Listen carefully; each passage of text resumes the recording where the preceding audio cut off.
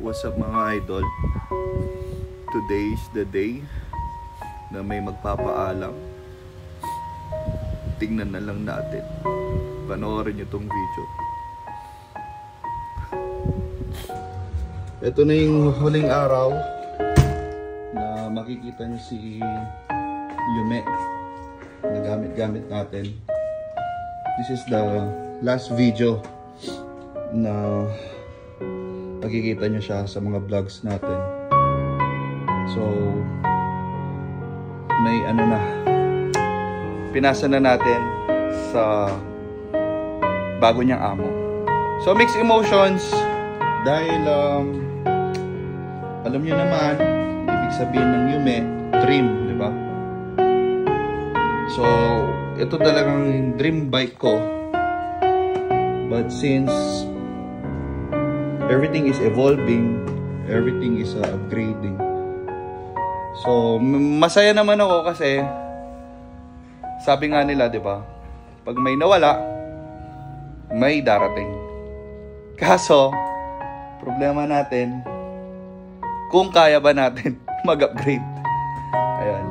So, to make this video short, may kukuha na ako kay Yume. So, hintayin lang natin sila. Ito yung unang-unang ZX6R na nakapunta ng Lake Mapanuepe.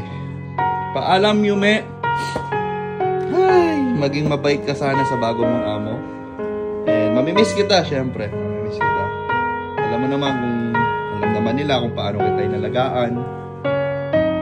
Di ba, nasa loob ka pa nga ng bahay. So, yun. Yume, thank you very much. Thank you sa lahat-lahat. Sa lahat ng biyahe natin, wala tayong naging problema. Thank you, Yume. Mamimiss kita. And huling rev bomb.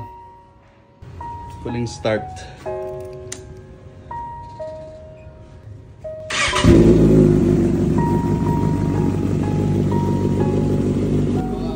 Stock parts na kompleto pa rin yan.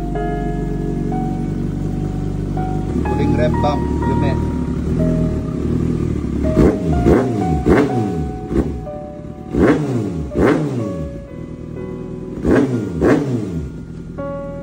So yun, kinuha na si Yume. Abangan nyo na lang sa vlog niya mga idol. Paalam Yume, magpakabait ka sa bago mga ano.